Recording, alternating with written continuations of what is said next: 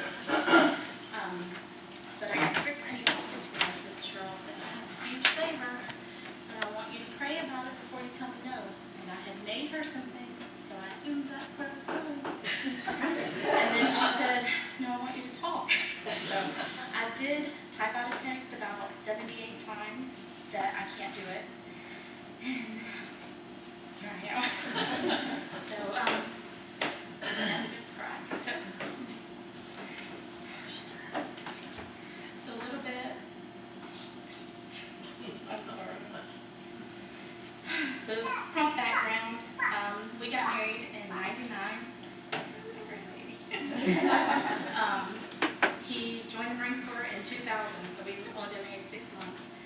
We moved here, we had babies, we moved to Georgia because he thought he was getting out, which didn't happen.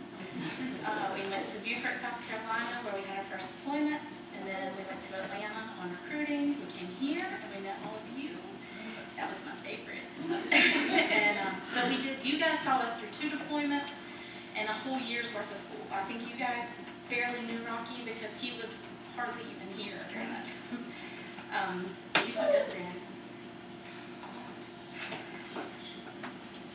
So then we went to Okinawa, and we came back here, we went to California, and back here, and I was writing all this down, I realized we were in our 13th. So this is a lot. But we're on the end of it, so hopefully we're coming to a settling place. But as I have been thinking about this for, 2 months, that you asked me, every time I prayed and thought about, what am I going to say, I don't have a big forgiveness testimony. I didn't, have a bad life. I had a really good life. I got saved when I was young, so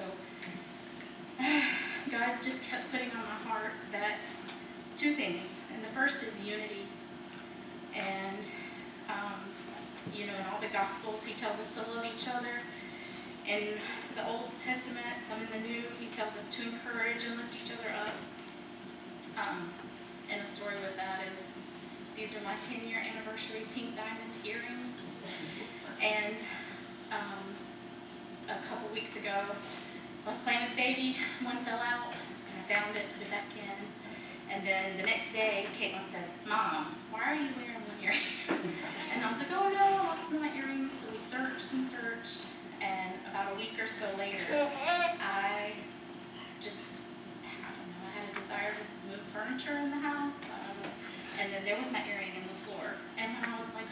purchased my earring, our whole family was excited. And it kind of hit me like, that's how we should be for each other. You know, when somebody's excited and happy, we should be excited and happy with them.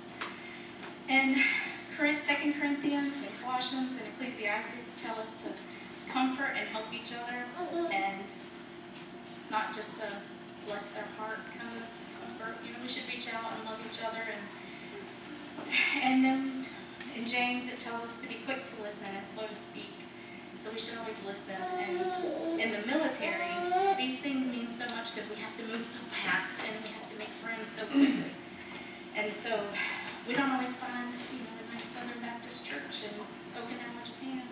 So we have to use these things, and I always feel kind of rushed, but God's always kept these in the back of my mind that, like Maya Angelou said, nobody's going to remember what you said or what you did, but they're never going to forget how you made them feel. And I think Jack talked about that the other night, so that was kind of it was in my notes. But so that's always been something when we move. I try to remember, if I make people feel good, they're going to love me. And so, you know, I try to make friends everywhere we go, and that's hard being in the military. But our Cedar Fort family has always been amazing at reaching out to us no matter where we were, no matter what we were going through, and letting us know that you were praying for us. I can let you guys know this is happening, and I just know that I'm being backed by prayers and love, and to me that's the perfect example of unity. And the second thing is fear. So in some of my studies, our fear undermines our faith and our trust in God. And we need to let fear motivate us to action. So, not the action of texting you and telling you that I couldn't do it. That's what I kept thinking, like, that's an action. But, so just some people that over the years in the Bible that kind of keep my fear perspective is Moses. You know, they tried to kill him when he was a baby. He was adopted. He had a bad temper. He was a murderer. And then he even argued with God about his stutter, you know, but he led Israel out. He had a huge purpose. And then in Joshua, Caleb went with the spies, and he saw what they saw, and I'm sure he felt as much fear as they did, but he let his faith overcome his fear, and they did. They took the land. And then Peter, when he was walking on water, and he became fearful, and he cried and reached out in faith that Jesus would save him, and he did. And Solomon, David gave him a very specific plan on what to build and how to take care of the ark. And I'm sure that Solomon had a little bit of fear of failure because those directions were very specific. But he followed in faith, and he built the first temple for God. And then, of course, the prodigal son, where he had, you know, he's out and had fear of denial from his dad, fear of unforgiveness. And like Caitlin pointed out, it motivated him to ask for just the bare minimum.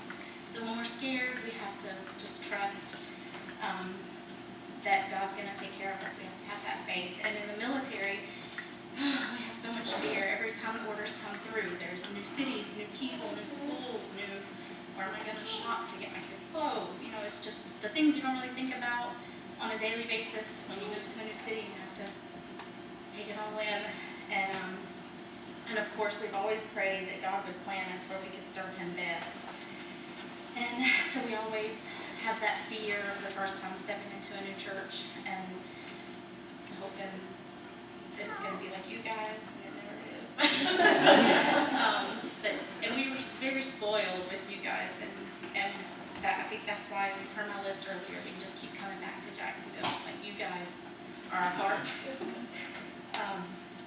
And so we can't allow the fear that the enemy whispers and the past couple months yells, you can't do this, to stand in the way of the blessing that God's intending for not just us, but people through us. So he's going to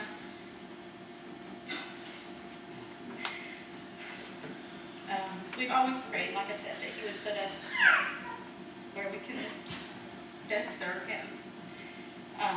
And then if I've learned anything about fear from 23 years of military life, it's that God will never let us face things alone, and I learned that this morning. I got so many text messages of people praying for me that I didn't even know who knew I was talking today. He never lets us face it alone, and will never fail without Him there to catch us and reset and show us how to be true. So we thank you guys.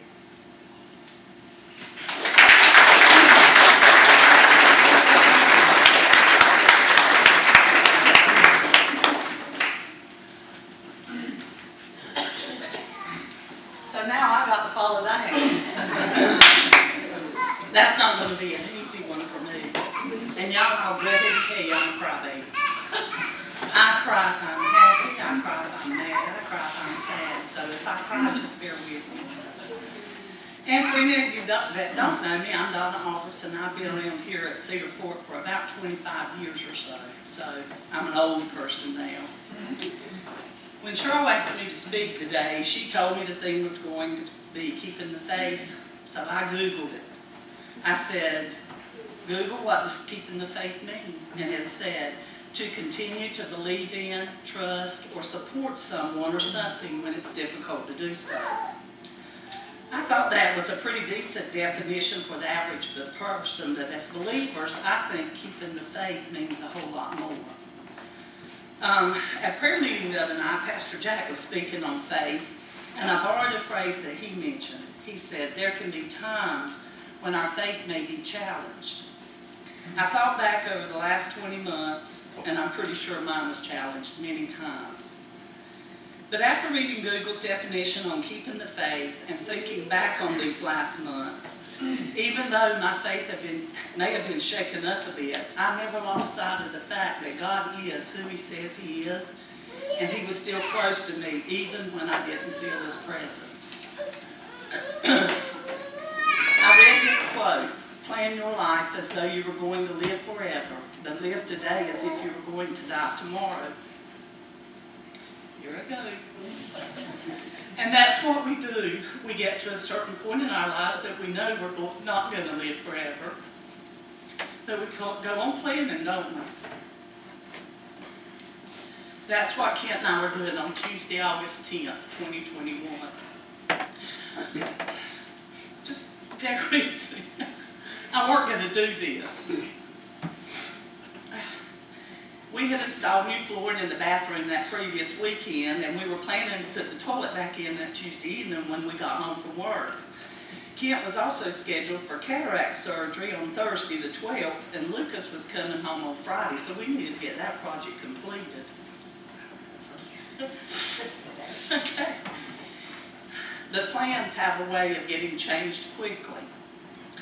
And my life, as well as our plans, changed forever that Tuesday afternoon. I got home about 5:45, and I found my husband of 46 years had passed away.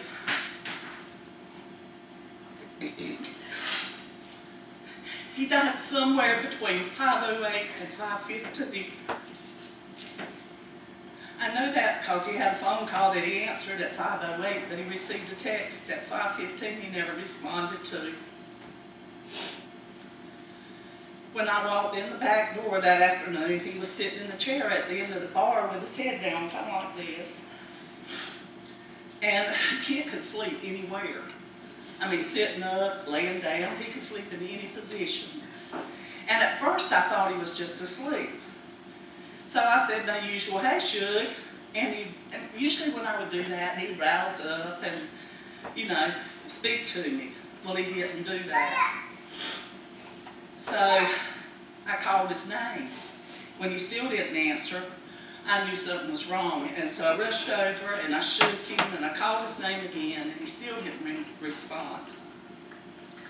And I felt for a pulse in his neck, and then I knew, I just knew in my heart he was gone.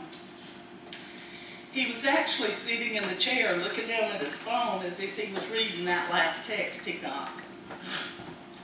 C.A. Miller from Community Funeral Home told us that Kent just stopped breathing, that he showed no signs of pain or struggle on his face. And I believe this because a couple of weeks after the funeral, I called Frank, the man on the phone call, the last one that Kent answered. I asked him how Kent seemed that day when he spoke, and he told me he never suspected a thing was wrong.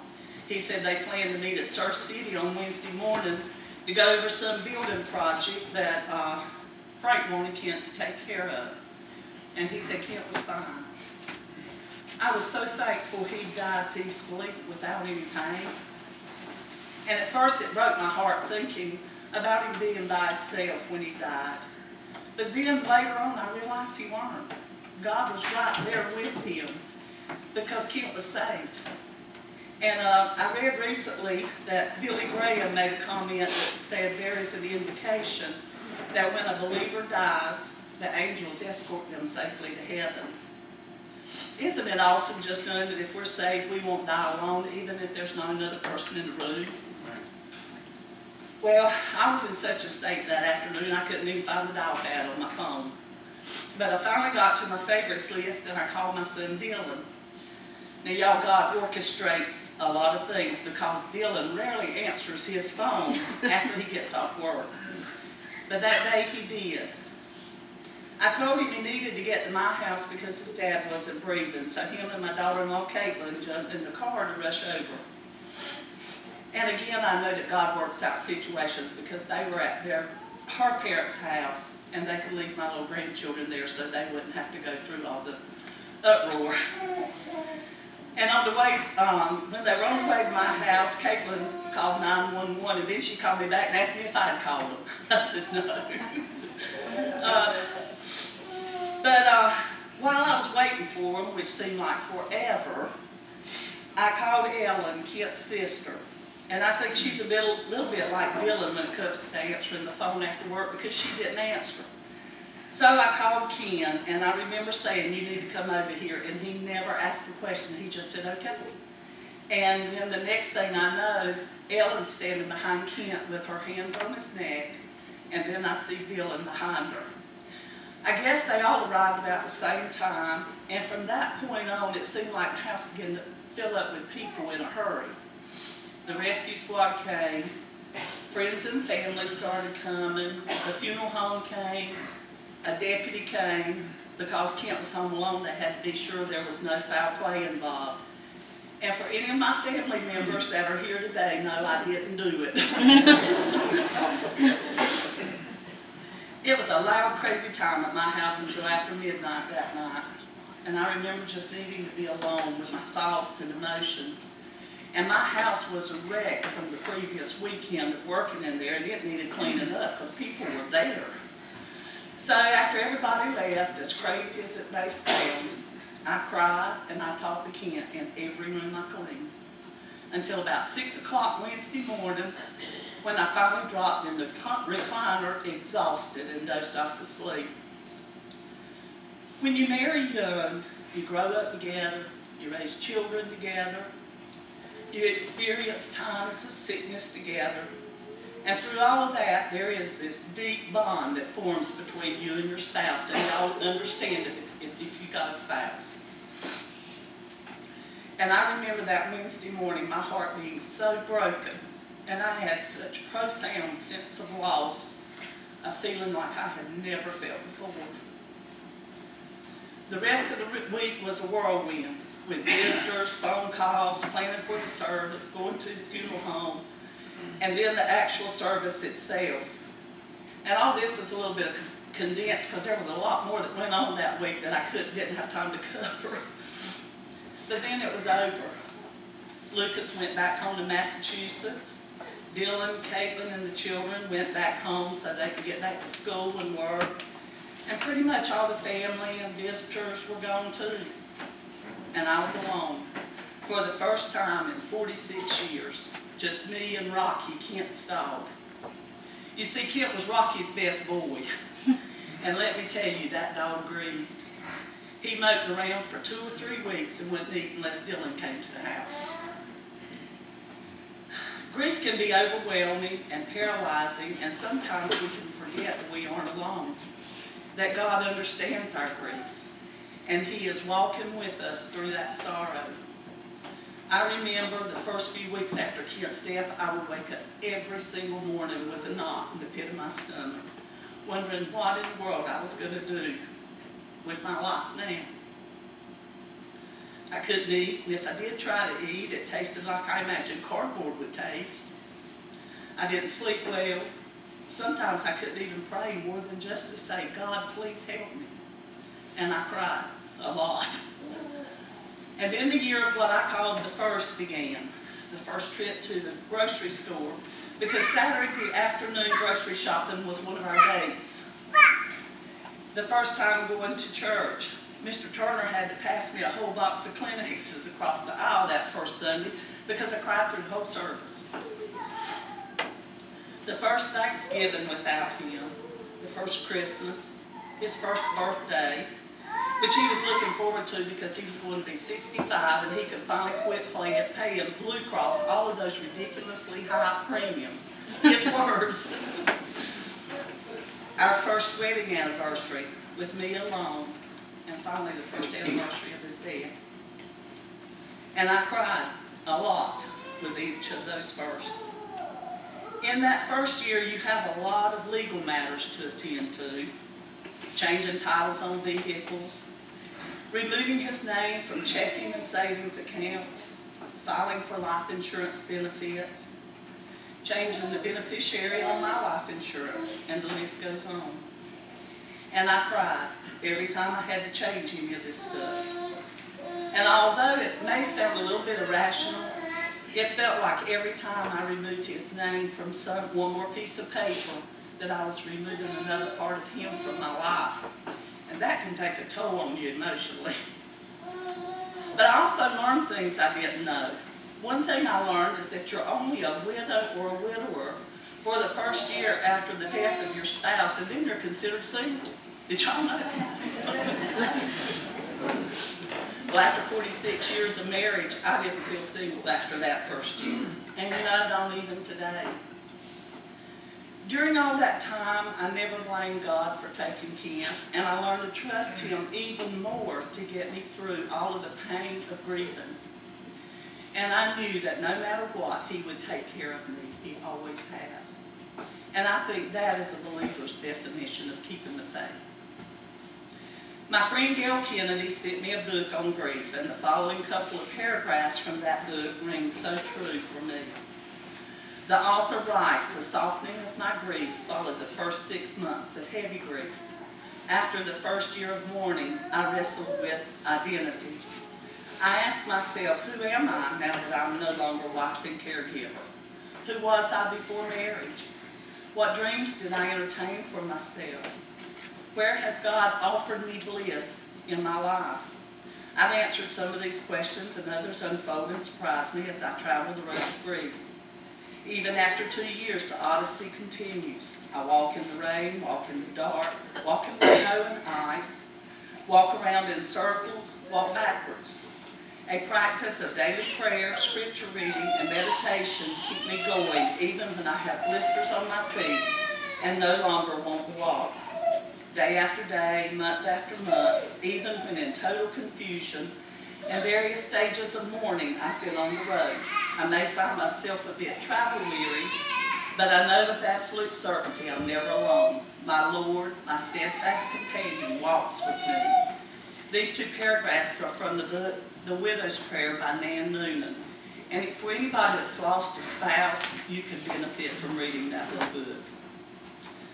I'm now at a point in my grief journey that I can talk about Kent and all the good times we had together without crying all of the time.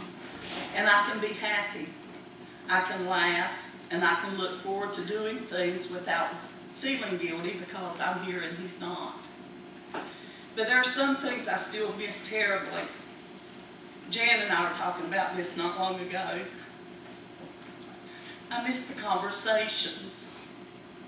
I miss his hugs. I even miss him teasing me.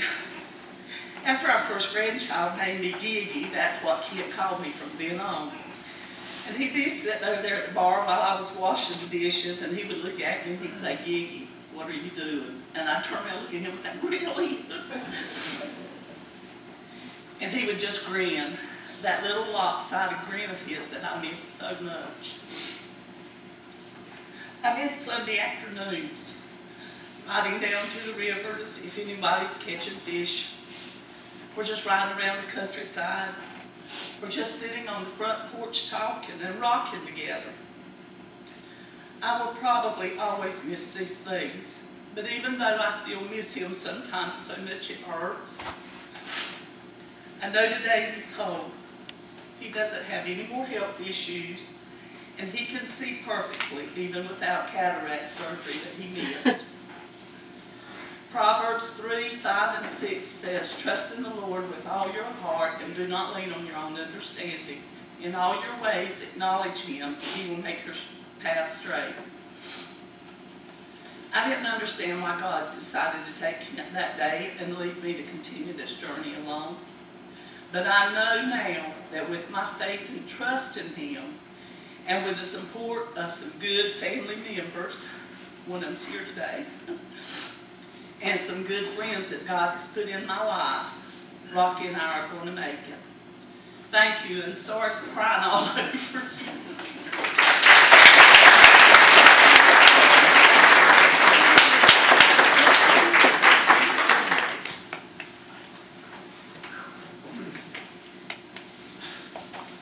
Good morning again.